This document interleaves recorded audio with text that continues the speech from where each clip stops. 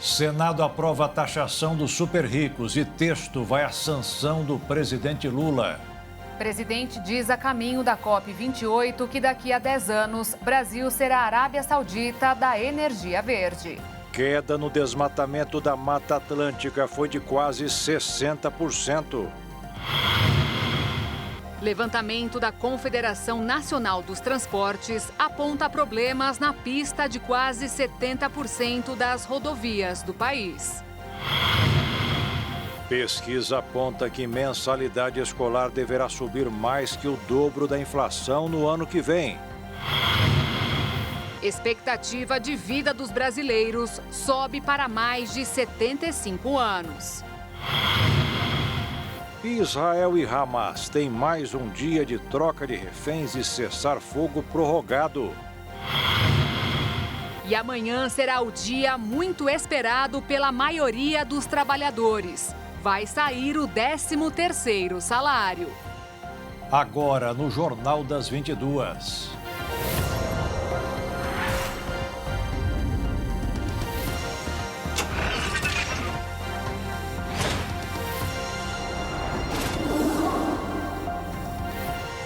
Olá, boa noite. Boa noite.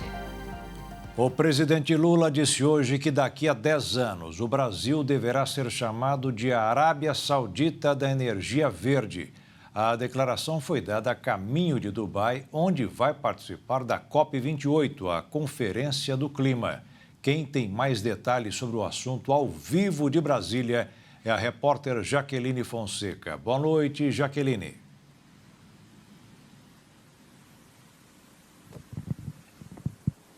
Boa noite, Jaqueto, Beatriz e a todos que acompanham o Jornal das 22.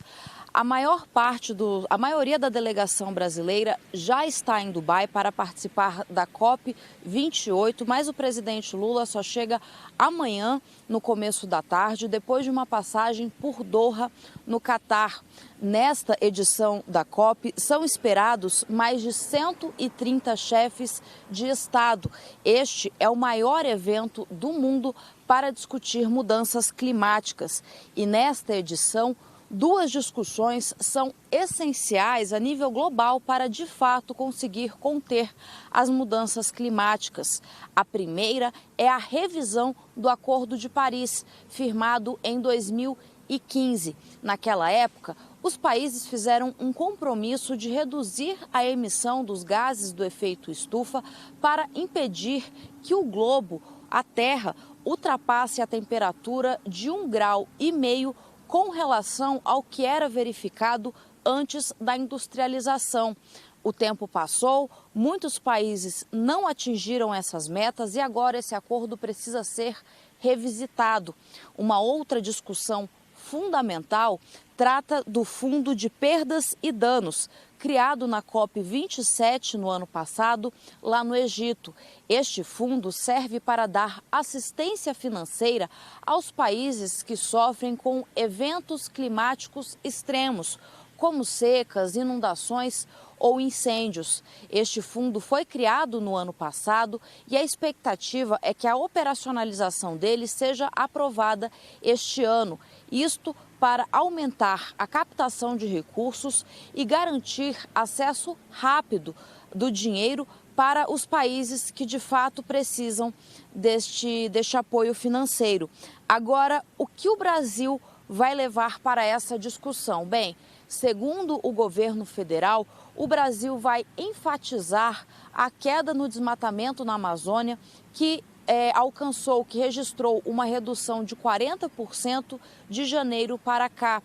Além disso, o Brasil também vai apresentar novas metas de redução dos gases do efeito estufa. A proposta é uma queda de 48% até 2025 e 53% até 2030. Além disso, o Brasil também quer protagonizar a transição energética no mundo todo, mostrando e importando a experiência nacional, que já conta com 48% de fontes de energia renovável.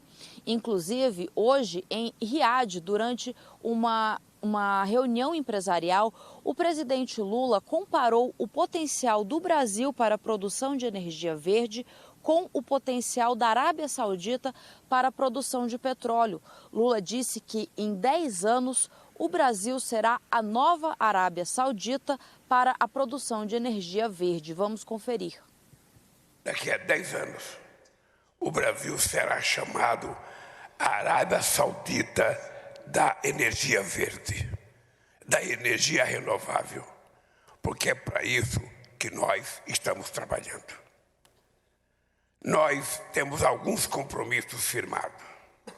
Primeiro, nós vamos diminuir o desmatamento até 2030. Nós queremos chegar a desmatamento zero na Amazônia. Segundo, nós vamos fazer, como disse o Rui Costa, como disse o Fernando Haddad e outros ministros, todo o possível para que a gente faça do Brasil o centro do mundo na produção de energia alternativa.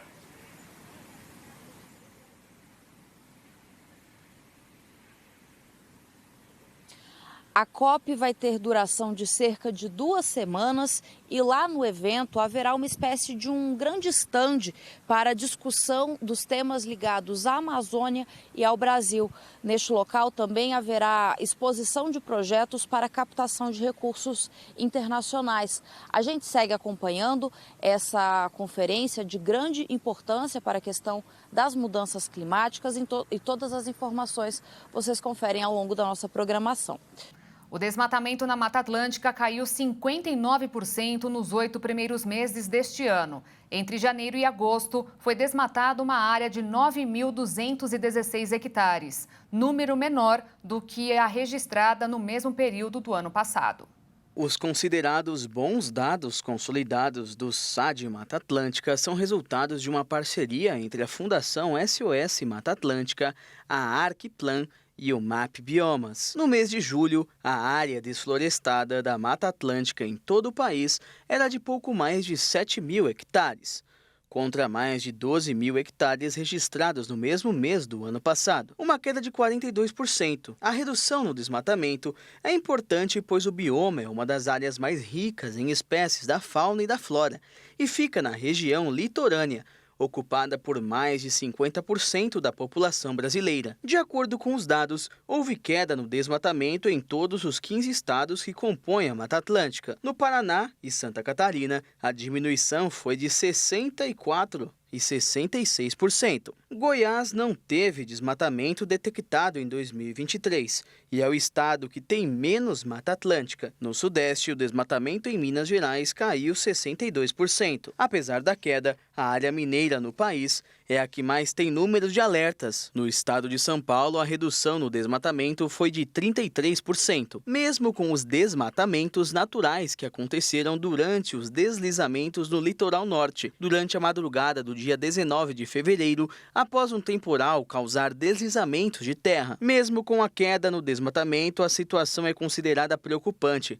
E a meta é que o bioma daqui a uns anos esteja com desmatamento zero. As principais estratégias para frear a ação de desmatadores são com medidas como o bloqueio do crédito a desmatadores, cancelamento do cadastro ambiental rural e a intensificação dos alertas da fiscalização e multas. O bloqueio do crédito dos desmatadores acontece após a análise dos dados na plataforma MAP Biomas Alertas. Assim, os bancos parceiros podem consultar pelo sistema que detecta desmatamentos de bordas de florestas e áreas derrubadas de até 10 metros. Dessa forma, os bancos realizam a busca para ver se uma determinada área tem alerta de desmatamento na análise de concessão e bloqueio de crédito. Prática boa para o bioma e para as instituições financeiras, que não correm o risco de conceder empréstimos para produtores que podem ter suas áreas embargadas por infringir a Lei da Mata Atlântica, a única legislação a tratar exclusivamente de um bioma. Ela também é uma das principais responsáveis para que o desmatamento na Mata Atlântica continue caindo. Desde sua aplicação, a floresta vem se regenerando em áreas abandonadas ou restauradas.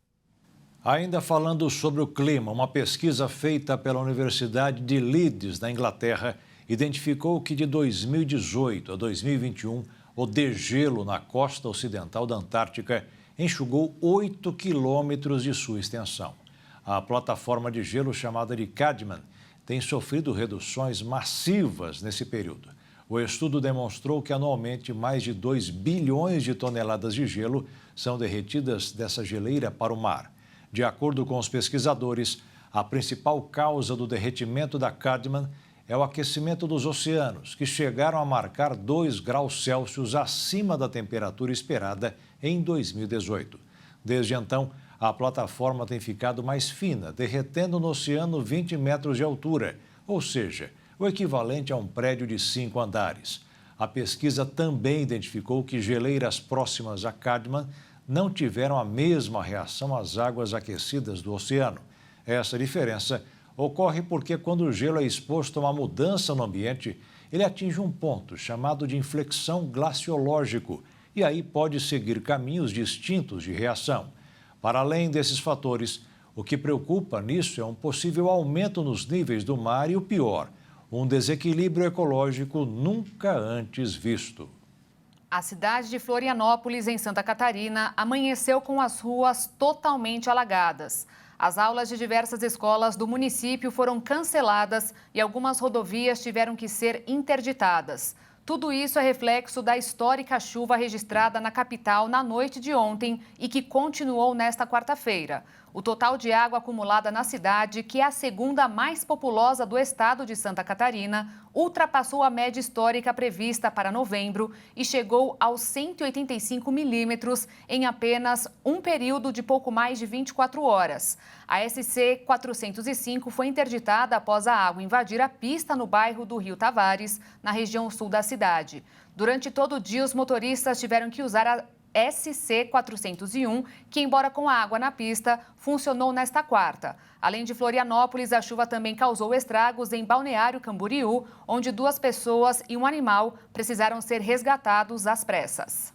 A Comissão de Constituição e Justiça do Senado aprovou hoje um projeto que torna crime hediondo as práticas de bullying e de cyberbullying, que acontece através das redes sociais. 4 atitudes contra crianças e adolescentes foram incluídas na lista, que ainda deverá ser votada pelo plenário. São elas qualquer ação que envolva imagens pornográficas, comprar ou ter em casa estas imagens, sequestrar ou manter os menores em cárcere privado e traficar pessoas menores de 18 anos. Quem é condenado por crime hediondo não tem direito à fiança e nem pode receber benefícios de anistia, graça e indulto. Uma operação policial deixou 7 mortos em Sergipe nesta quarta-feira. O objetivo da ação era desmantelar uma quadrilha suspeita de homicídios, tráfico de drogas e roubos. A operação, que contou com cerca de 100 agentes, aconteceu em Cristinápolis, a cerca de 120 quilômetros da capital Aracaju. A corporação informou em nota que 7 investigadores ligados a uma facção criminosa morreram, 2 pessoas foram detidas e 23 mandados de busca foram cumpridos, um deles em uma prisão.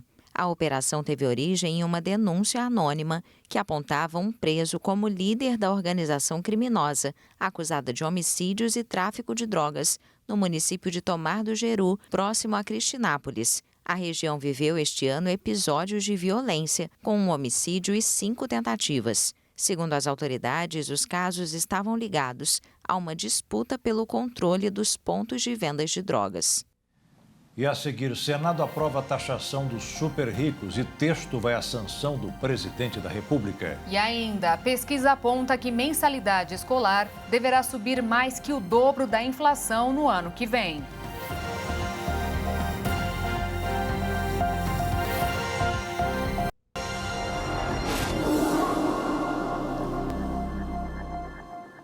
Depois de 9 meses de investigações, terminou hoje na Câmara Legislativa do Distrito Federal a CPI dos atos antidemocráticos do último dia 8 de janeiro.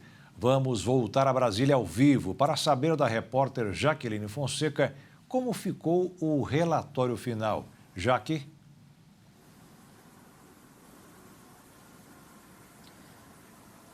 Jaqueto, o relatório do deputado Hermeto, que foi o relator desta CPI, pediu indiciamento de 136 pessoas pelos crimes de abolição violenta do Estado Democrático de Direito, tentativa de golpe, corrupção ativa e desacato. Os indiciados são pessoas que participaram ativamente das invasões no dia 8, além daqueles que financiaram os atos e também membros da cúpula da Polícia Militar do Distrito Federal. O relator também pediu o indiciamento do ex-ministro do Gabinete de Segurança Institucional, Gonçalves Dias. Para relembrar o nosso telespectador, o ex-ministro de Lula foi flagrado dentro do Palácio do Planalto no dia da invasão, conversando com os manifestantes, com os invasores, sem tomar qualquer providência. Essas imagens vazaram meses depois do dia dos ataques e o ex-ministro foi demitido. Porém, esse indiciamento solicitado pelo relator, o deputado Hermeto, não prosperou. Ao final da votação, um deputado fez um destaque, ou seja, pediu uma alteração no texto para retirar o nome do ex-ministro de Lula e assim o relatório foi aprovado. Além de pedir o indiciamento dessas 136 pessoas, o relator da CPI do 8 de janeiro na Câmara Legislativa do Distrito Federal também pediu melhorias para os policiais militares do Distrito Federal e um reajuste salarial. Vale destacar que o relator da comissão não pediu o indiciamento do ex-secretário de Segurança Pública, Anderson Torres, e do comandante da Polícia Militar, que estava à frente da corporação no dia 8 de janeiro, Coronel Jorge Eduardo Naime. Naime está preso desde fevereiro por decisão do ministro Alexandre de Moraes e, inclusive, ontem passou mal na cela e teve que ser levado a um atendimento de saúde. Um outro deputado distrital, Fábio Félix, do PSOL, apresentou um relatório paralelo ao relatório do deputado Hermeto, pedindo o indiciamento de Anderson Torres e também do ex-presidente Jair Bolsonaro.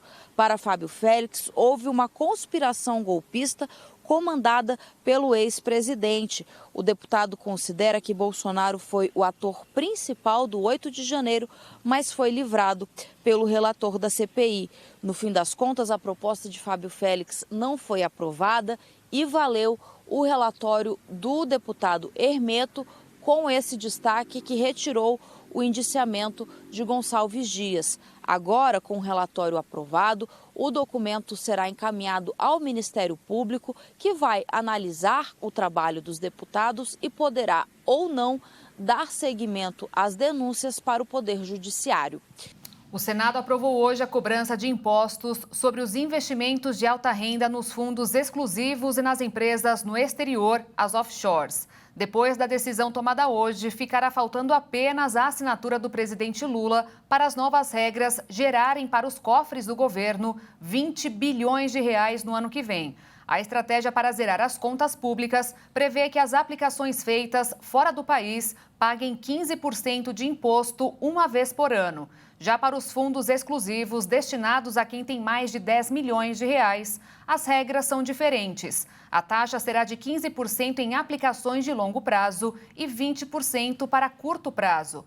Nesta modalidade, a cobrança ocorrerá 2 vezes ao ano, o chamado Come Cotas. Desde que essa taxação começou a ser discutida pelo atual governo, analistas passaram a estudar alternativas para que os investidores escapem do imposto. As indicações têm sido levar o dinheiro para outros fundos, como os de previdência, ou mudar o domicílio fiscal.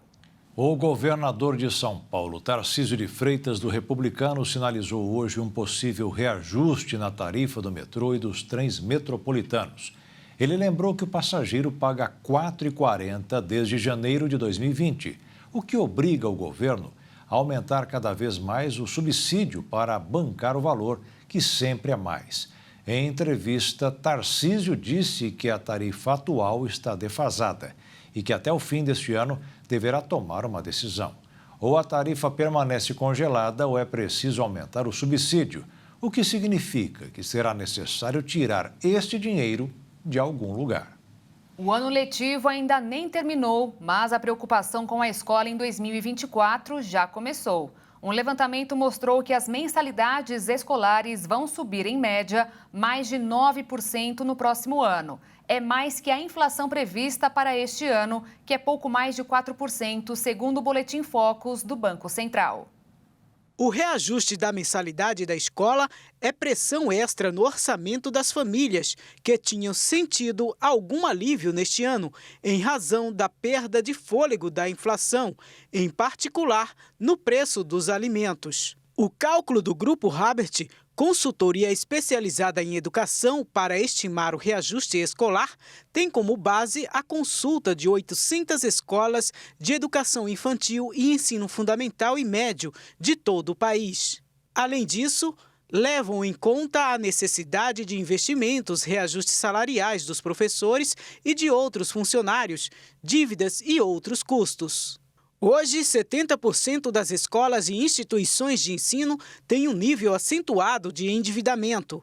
E mesmo esse reajuste acima da inflação não será suficiente para pagar as dívidas que elas fizeram com os bancos para manter as operações durante a pandemia e o período de isolamento social, em que houve fechamento das instituições e aplicação de ensino remoto, segundo o diretor de conteúdo do Grupo Habert.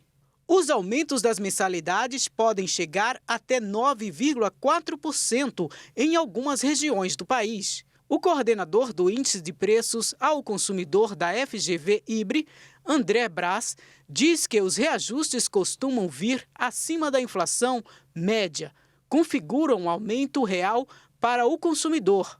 O índice vai orientar as correções nas escolas e configurar um aumento real, segundo o padrão dos últimos anos.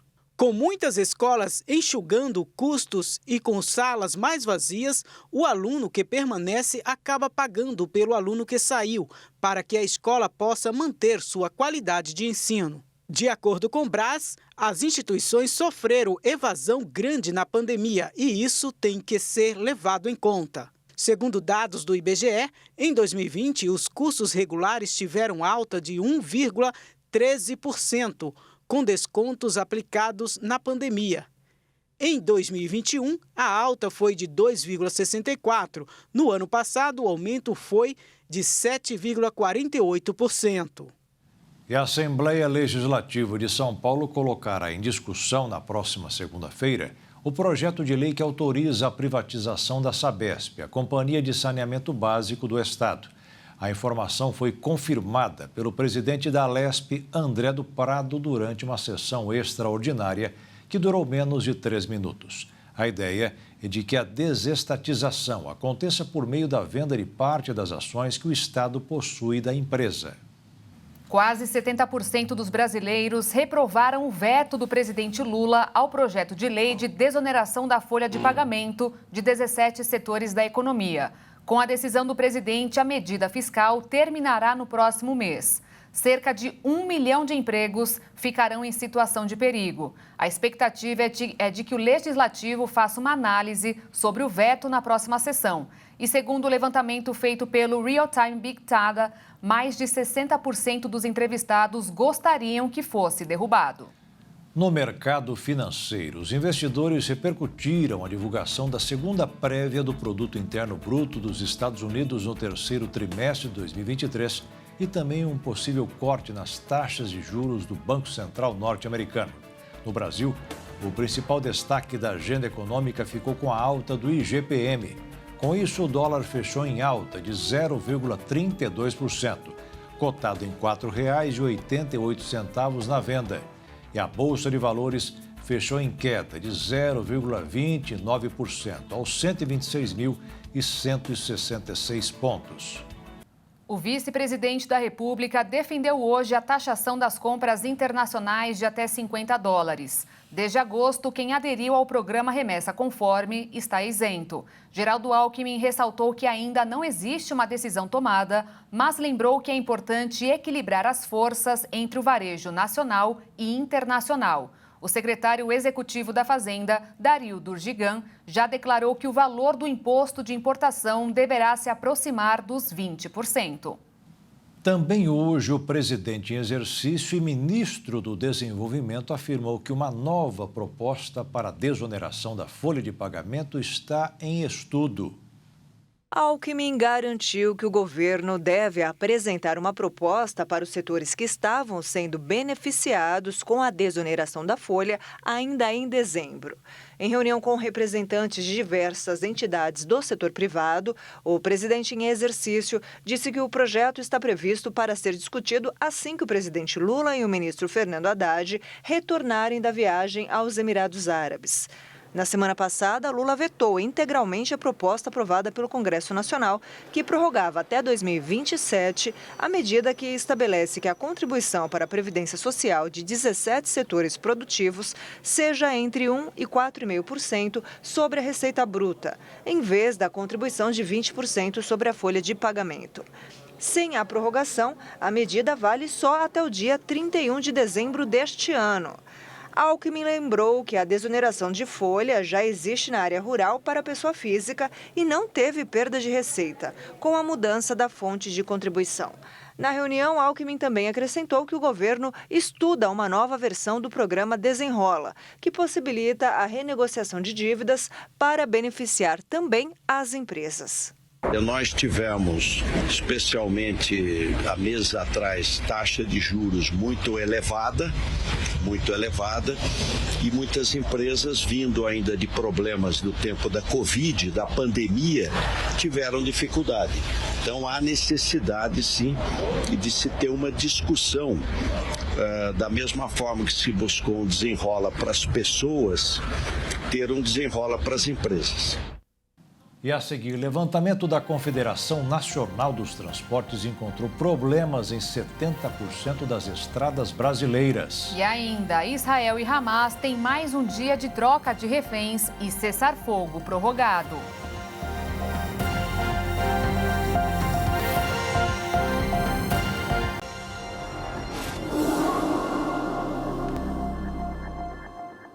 Os motoristas brasileiros que pegam a estrada encontram problemas em quase 70% das rodovias. O levantamento foi feito pela Confederação Nacional dos Transportes. Quem gosta ou precisa de viajar pelas estradas do Brasil se depara com surpresas bem desagradáveis. Isso porque o estado geral das rodovias brasileiras continua sendo classificado como regular, ruim ou péssimo, o que reforça a necessidade de investimentos no modal mais utilizado no país. O levantamento anual da Confederação Nacional do Transporte aponta que 67,5% das estradas analisadas têm uma avaliação ruim. Nelas contém mais de 111 mil quilômetros de estradas federais e estaduais. E do outro lado, apenas 32,5% são consideradas ótimas. Foram apontados 2.684 pontos críticos que requerem intervenções urgentes para evitar acidentes, melhorar a fluidez dos veículos e reduzir custos. Entre eles, quedas de barreiras, pontes destruídas, erosões na pista, buracos e pontes estreitas, entre outros. O trabalho envolveu 20 equipes que, a partir das capitais, avaliaram o estado das vias durante 32 dias. Além disso, foram realizados vídeos e fotos dos trechos que fazem parte da 26ª edição da pesquisa da CNT e foram considerados características como pavimento, sinalização e geometria da via. A entidade ressaltou que a proposta de orçamento da União de 2024, enviada ao Congresso, prevê redução de 4,5% no volume de recursos destinado ao setor, na comparação com este ano. A CNT agora afirma que atua para aumentar a verba por meio de emendas parlamentares. De acordo com o levantamento, a avaliação do estado das estradas administradas pelos governos federal e estadual piorou. Subiu de 76,6% para 77,1%. Já em relação aos trechos concedidos à iniciativa privada, os resultados são positivos. 64,1% das vias são consideradas em bom estado de conservação. Esse tipo de problema nas estradas também é responsável por vários acidentes. Mas do outro lado do volante sempre tem o risco de infrações. Campo Grande, no Mato Grosso do Sul, tem muito mais carros que motoristas habilitados. Campo Grande possui 503.195 condutores habilitados e uma frota de veículos de 647.431, ou seja, 144.236 não possuem CNH. De janeiro a 23 de novembro de 2022, 1.330 pessoas foram flagradas dirigindo sem CNH aqui em Campo Grande. Nesse mesmo período, em 2023, foram 2.390, ou seja, aumento de 80%. Esse aumento tem um motivo. No ano de 2023, o Batalhão de Trânsito aumentou a fiscalização em diversas áreas da capital. Como a fiscalização é feita todos os dias, esse aumento é devido a isso. As pessoas mais jovens lideram os flagrantes. Ocorre com pessoas de até 30 anos. O condutor que dirige sem CNH está sujeito a penalidades. O valor vai estar atrelado ao veículo, É uma infração gravíssima, vezes 3. Vai ser um valor pouco mais de R$ 880 para quem for pego praticando essa infração. Na última semana, uma motociclista de 62 anos perdeu a vida após ser atingida por um veículo conduzido por uma jovem de 31 anos sem carteira de habilitação. O acidente fatal aconteceu no bairro Jardim Vida Nova, aqui em Campo Grande. A condutora do carro avançou a preferencial e derrubou a idosa, que faleceu no local. Neste caso, a preferencial era da vítima. E 3 linhas de ônibus que atendem o aeroporto de Guarulhos, em São Paulo, ficaram hoje com suas tarifas mais baratas. A redução foi autorizada em transportes que vão até o terminal de Cumbica, na capital paulista. Em um dos serviços, a queda nos preços foi de até R$ 15. A decisão foi publicada hoje no Diário Oficial de São Paulo. Mais de 8 milhões de cadastros irregulares do Bolsa Família foram bloqueados nos últimos 9 meses. A maioria aconteceu por causa de inconsistências nos dados de renda e composição familiar. Mas, durante o mesmo período, o Ministério do Desenvolvimento e Assistência Social incluiu mais de 2,5 milhões de novos beneficiários no programa. Essa inclusão aconteceu através de uma busca por pessoas em situação de vulnerabilidade que tinham o direito de receber, mas que estavam fora do programa. Após enfrentar uma grave seca que impactou o nível dos rios e prejudicou o transporte de mercadorias na região, as indústrias da Zona Franca de Manaus estão intensificando as contratações de trabalhadores temporários para recuperar o tempo perdido nas encomendas de fim de ano. A melhoria gradual no volume dos rios tem possibilitado a retomada do transporte fluvial na região amazônica nos últimos dias.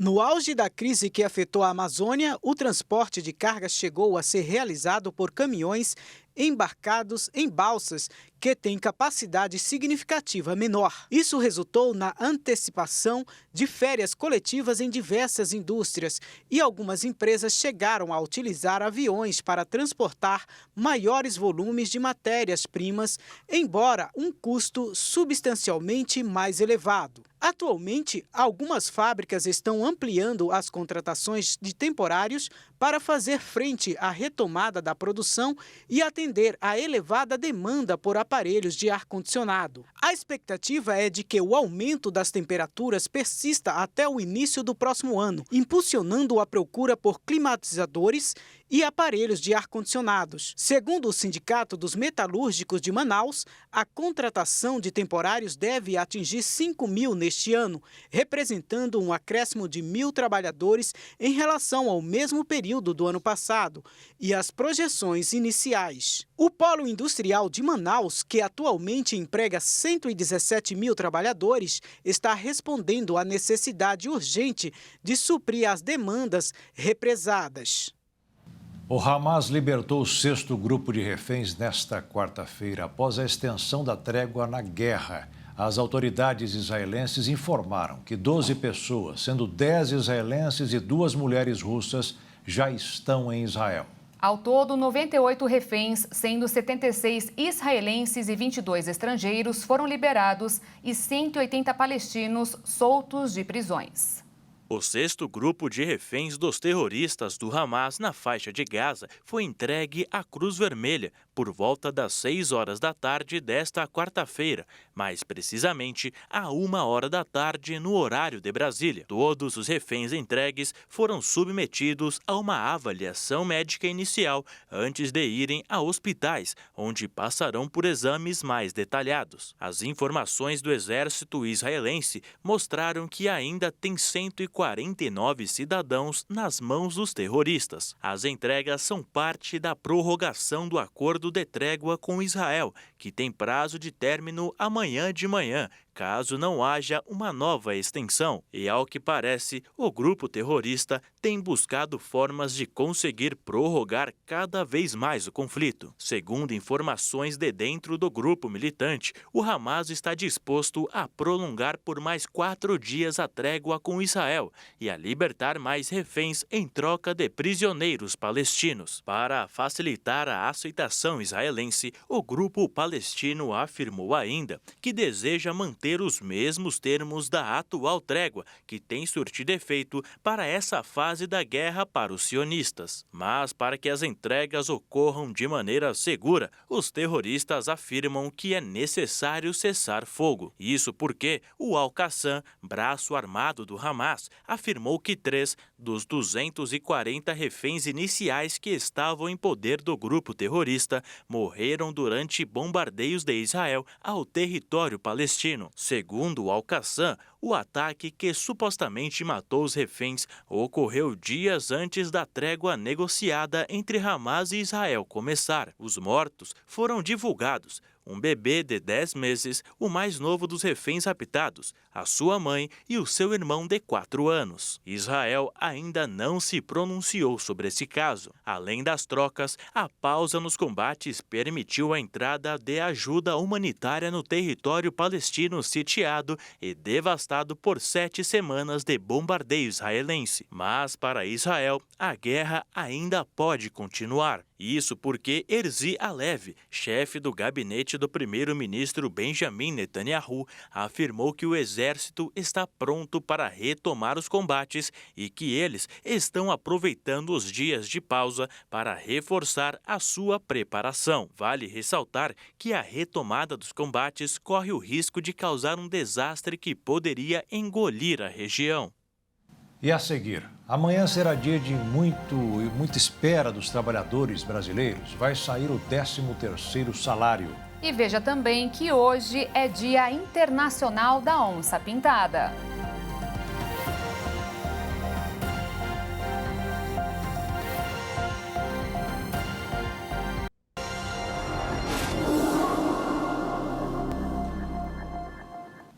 Aumentou em mais de 70% o número de reclamações de consumidores da Black Friday deste ano em São Paulo. Os dados do Procon mostram que a maior parte das queixas é em relação a atrasos ou não entrega de pedidos. A Fundação de Proteção e Defesa do Consumidor de São Paulo registrou 1.557 reclamações de consumidores na Black Friday 2023, até às 5 da tarde da última segunda-feira, dia de prorrogação das ofertas, conhecido como Cyber Monday. O indicador apresenta alta de pelo menos 73% na comparação com a data comercial do ano passado, quando houve o registro de 899 queixas ao órgão. Em 2023, o maior número de reclamações foi sobre o atraso ou não entrega de pedidos, com 30,57% das ocorrências. Em segundo lugar está a mudança de preço ao finalizar a compra, com 14,19% das denúncias. Ainda no ranking das queixas dos consumidores, na sequência vem pedido cancelado após a finalização da compra, maquiagem de desconto, produto e ou serviço entregue diferente do pedido. É importante lembrar que, se o consumidor ficar insatisfeito com alguma compra, ele tem um prazo de 7 dias para desfazer o negócio. Mas isso só se aplica, segundo o Código de Defesa do Consumidor, às compras feitas fora de estabelecimento comercial, em sites ou aplicativos de marcas e lojas ou por telefone. O prazo para desistir da compra começa a contar da data da contratação ou do recebimento do produto. E o IBGE divulgou hoje um dado importante sobre os brasileiros. A expectativa de vida subiu de 72,8 anos para 75 anos e meio. E com a marca, o indicador recuperou parte da perda registrada após o início da pandemia. O dado referente a 2022 significa que uma pessoa nascida no ano passado tinha a expectativa de viver 75 anos e meio, em média no país, considerando os níveis de mortalidade ao longo das diferentes faixas etárias da população. O resultado é o maior desde 2019, no pré-pandemia. À época, a esperança de vida era estimada em 76,2 anos. Em 2021, no auge da pandemia, a expectativa de vida atingiu um número consideravelmente baixo, de 72,8 anos. Ainda de acordo com o IBGE, a esperança de vida ao nascer no ano passado continuou maior entre as mulheres com 79 anos do que entre os homens com 72 anos. Assim como para a população geral, a expectativa para ambos os sexos também cresceu após 2 anos consecutivos em queda. De acordo com o IBGE, após a recuperação em 2022, a expectativa ao nascer tende a seguir em alta com o envelhecimento populacional e a redução dos óbitos associados à pandemia de Covid-19.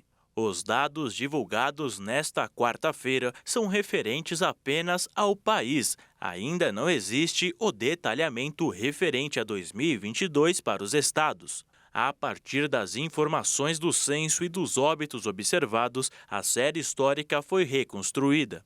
A estimativa do Instituto integra as tábuas de mortalidade 2022, levou em conta dados populacionais do censo demográfico relativo ao ano passado e estatísticas do Sistema de Informações sobre Mortalidade do Ministério da Saúde.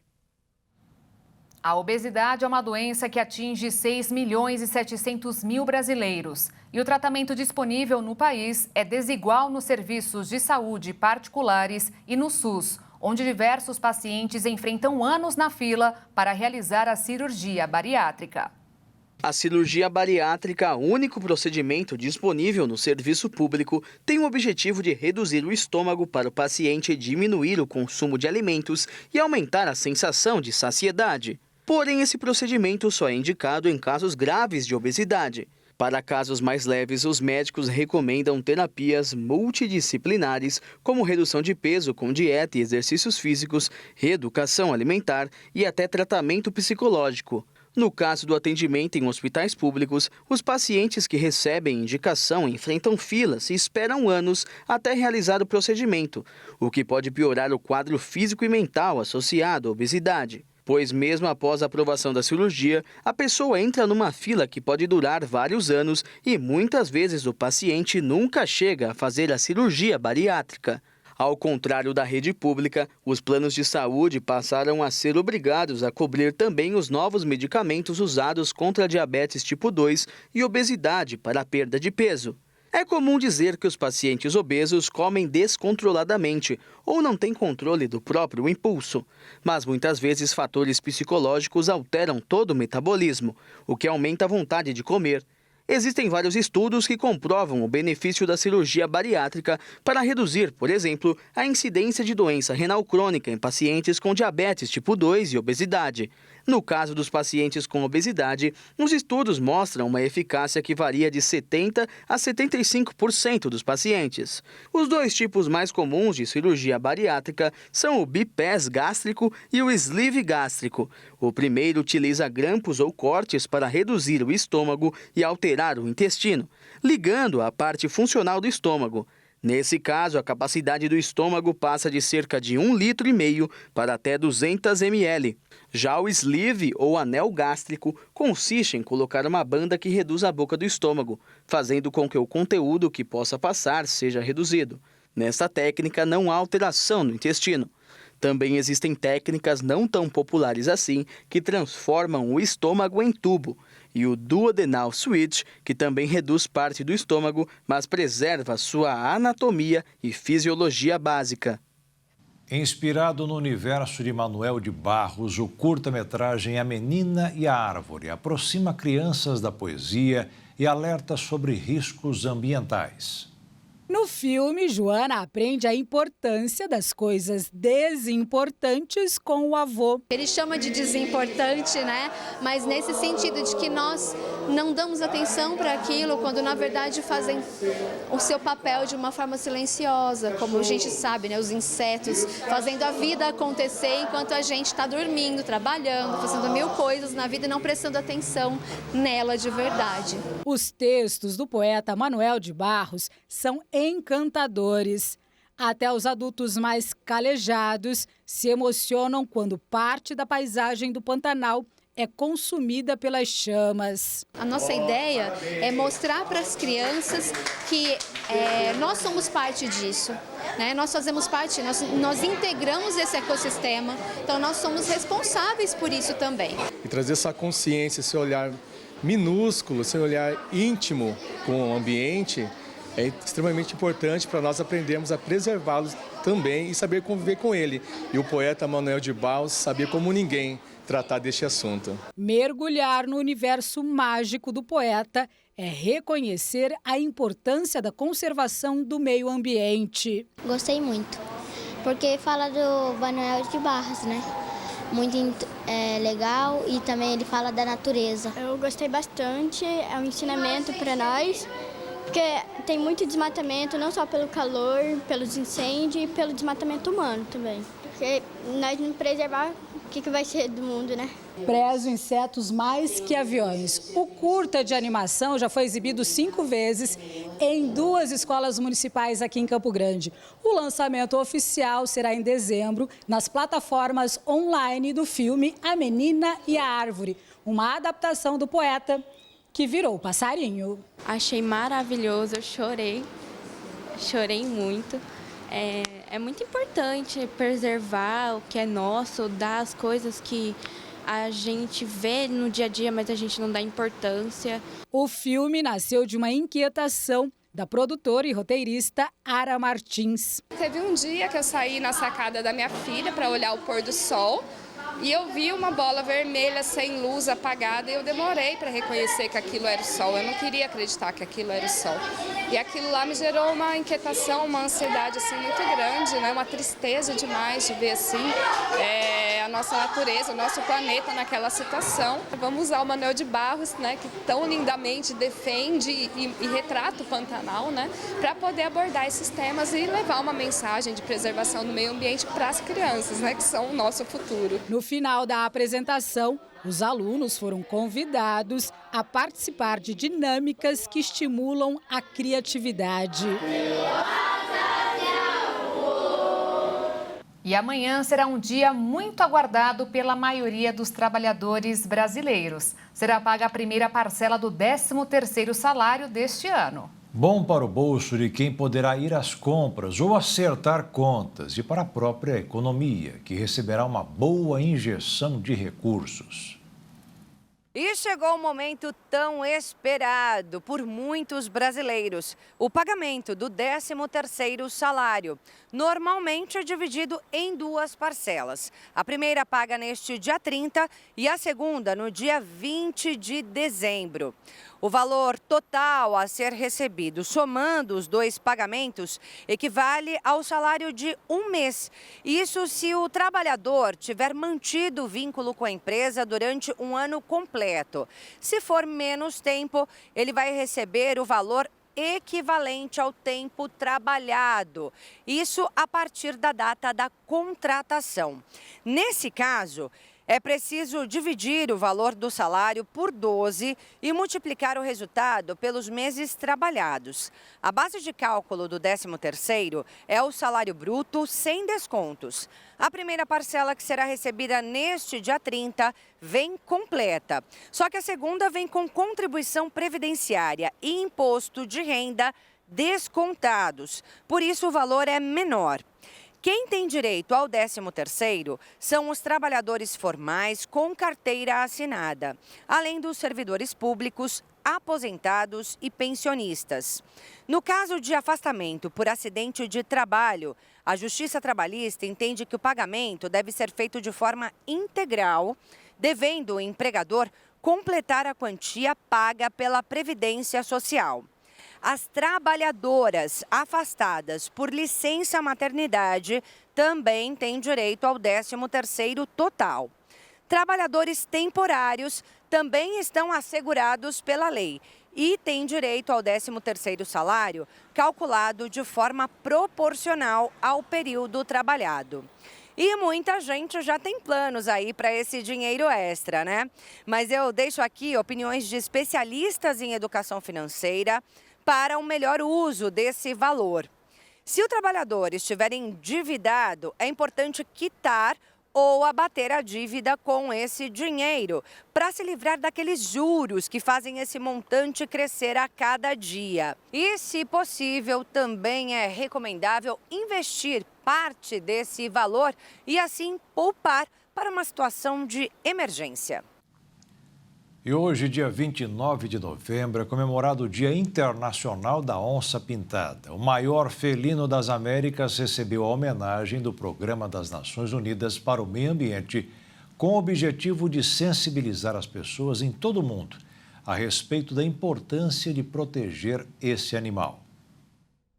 Não só internacionalmente, o Brasil também dedica o dia de hoje à onça pintada, que desde 2018 é declarada como símbolo brasileiro da conservação da biodiversidade e oficializada por meio da portaria do Ministério do Meio Ambiente. A onça pintada, espécie de mamífero carnívoro, é geralmente composto por um corpo robusto, musculoso, mandíbulas grandes e poderosas, conhecida por sua coloração amarelo-dourada e pintas pretas em formato de roseta.